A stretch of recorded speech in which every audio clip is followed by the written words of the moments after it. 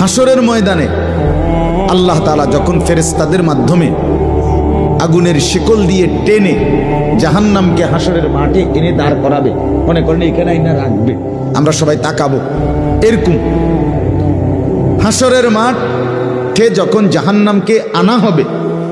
এই জাহান্নামের দিকে এক নজর তাকাইয়া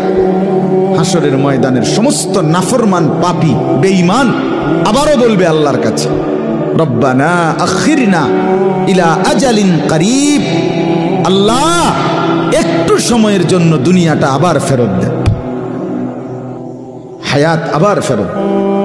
সময়গুলো আরেকবার দেন, আরেকটু সময় দেন, নজিব দাওয়াতাক, আপনার সব কথা তখন মেনে নেব, ওয়ানাত্তাবিউর রুসুল, আপনার রসুলদের আনুগত্য করব। আল্লাহ বলবেন না,